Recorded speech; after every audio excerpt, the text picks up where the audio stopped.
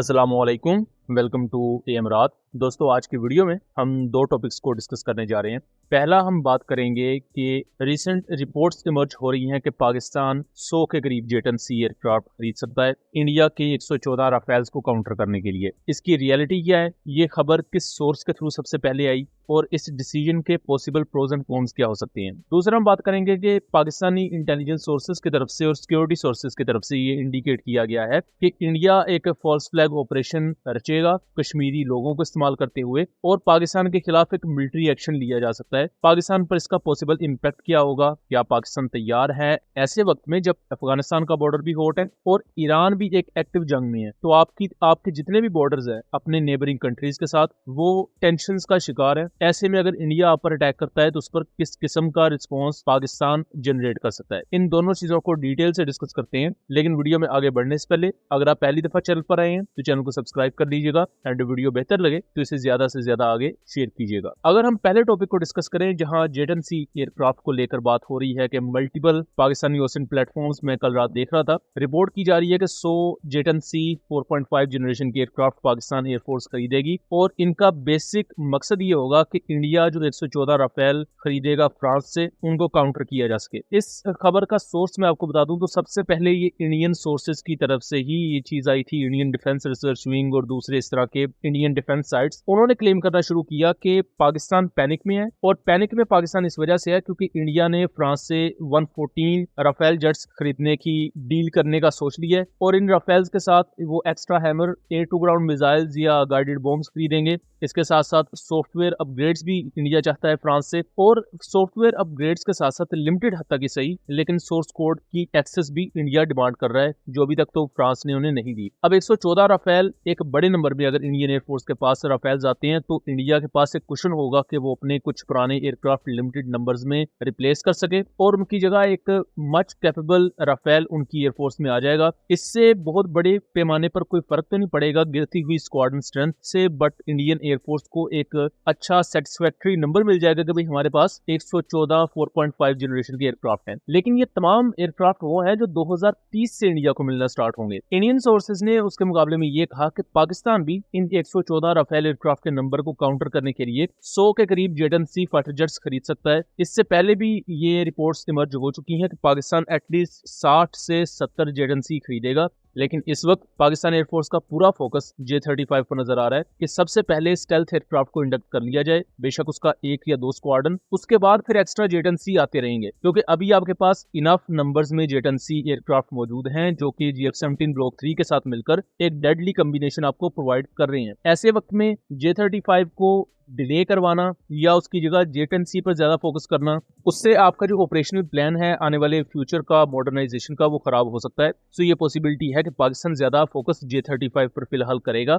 जेट-एंड-सी अगर बाद में भी आ जाते हैं, लेट्स सपोज 2033 2035 तक भी आते हैं या 2031 तक आते हैं तो फिर वो ज्यादा फर्क नहीं डालता। लेकिन एग्जैक्ट नंबर्स को मैं यहाँ सपोर्ट नहीं करता बिकॉज ये पाकिस्तान एयरफोर्स का फैसला है कि वो कितने जेट-एंड-सी खरीदेगी। हो सकता है पाकिस्तान एक्स्ट्रा 30 जेट-एंड-सी खरीदे और हम बाकी कान और J-35 जैसे एयरक्राफ्ट ले जाएं। ये भी पॉसिबल है कि हमारे पास उस वक्त तक PFX एयरक्राफ्ट आ जाए। तो ये तमाम चीजें डिटरमिन करेंगी कि जेट-एंड-सी के कितने नंबर्स लिए जाने हैं। जो 100 जेट-एंड-सी लेने वाली बात है ये इंडियन सोर्सेज की तरफ से पहले आई थी और बाद में ये पाकिस्तानी साइड पर भी काफी प्रोपेल हो रही है। अब अगर हम दूसरे टॉपिक पर आ जाएं, दूसरा टॉपिक काफी ज्यादा सेंसिटिव है कि हम जानते हैं अफगान बॉर्डर हॉट है। इंडिया के साथ मई 2025 में पाकिस्तान की बड़े पैमाने पर झड़पें हो चुकी हैं। ईरान जिसके साथ वेस्टर्न साइड पर हमारा बहुत बड़ा बॉर्डर है वो इसराइल और अमेरिका के खिलाफ एक बड़ी जंग का शिकार है। अब पाकिस्तान के जितने भी नेबरिंग बॉर्डर्स हैं बहरा अरब और चाइना को छोड़कर वो तमाम के तमाम एक होस्टाइल सिचुएशन फेस कर रहे हैं। ऐसे में क्या होता है कि देहरादून के शहर में जो उत्तराखंड में मौजूद है वहाँ इंडियन आर्मी का एक रिटायर्ड ब्रिगेडियर था, उसे अननोन लोग कत्ल कर देते हैं। अलहदा बात है कि धुरंधर 3 में इस तरह दिखाया जाएगा कि जी पाकिस्तान आर्मी का कोई ब्रिगेडियर था और इंडियन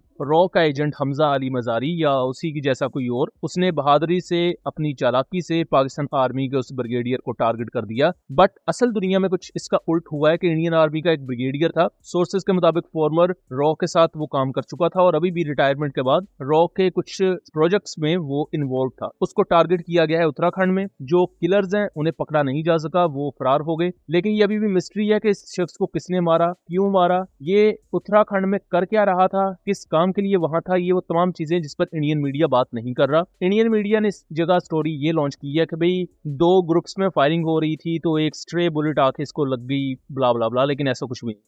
पाकिस्तान के सिक्योरिटी इदारों ने भारत के पाकिस्तान के खिलाफ फॉल्स फ्लैग ऑपरेशन की प्लानिंग बेनकाब कर दी है। सिक्योरिटी जराये के मुताबिक पाकिस्तान ने भारत की खुफिया कम्युनिकेशन डिकोड की है।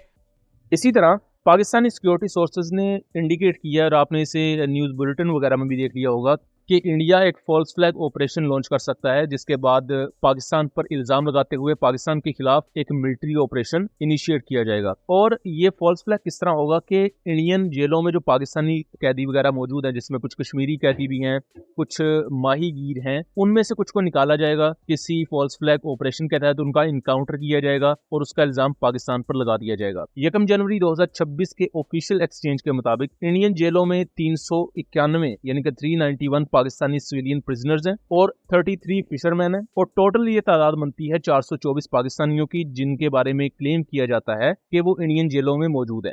अब इनमें से ज्यादा के बारे में इंडिया क्लेम करता है कि वो कुछ पाकिस्तानी आईएसआई के एजेंट थे, या उन्होंने जानबूझ के बॉर्डर क्रॉस किया इंडिया की जासूसी के लिए और इंडिया ने उन्हें गिरफ्तार कर लिया। जबकि पाकिस्तान का ऑफिशियल क्लेम ये है कि ये वो लोग हैं जो एक बहुत बड़ा बॉर्डर होने की वजह से या समुद्री हदूद में गलती की वजह से इंडिया क्रॉस कर गए, इन्हें वहां गिरफ्तार कर दिया गया।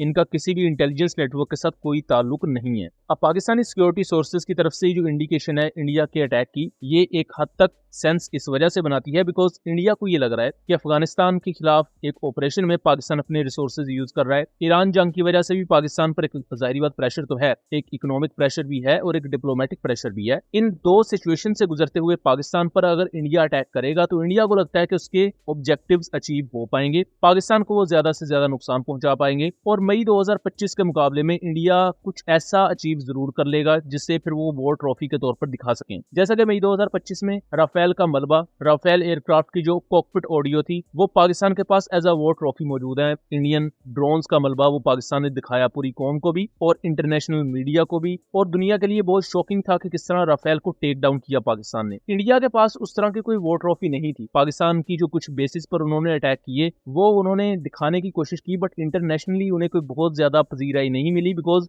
बेसिस पर हम भी देख चुके हैं अटैक होना, लेकिन जो एयर टू एयर किल होती है वो ज्यादा कॉम्प्लेक्स है। एयर टू एयर बैटल में विक्टोरियस होना ये पूरी दुनिया में एक अलग निगाह से देखा जाता है और पाकिस्तान ने वो चीज अचीव की। इंडिया उसमें कोई कामयाबी हासिल नहीं कर पाया और अभी भी उनकी ये कोशिश है कि अब अगर उन्हें कोई मौका मिलता है तो वो पाकिस्तान के खिलाफ कोई air to air kills perform करेंगे। लेकिन बंदर के हाथ में आप माचिस छोड़ के बेशक लाइटर पकड़ा दें, उससे होना कुछ भी नहीं है। सो दोस्तों, ये था एक एनालिसिस। उम्मीद करता हूँ चीजें क्लियर रही होंगी। मिलेंगे इसी तरह की अगली किसी इन्फॉर्मेटिव वीडियो में, तब तक के लिए अल्लाह हाफिज।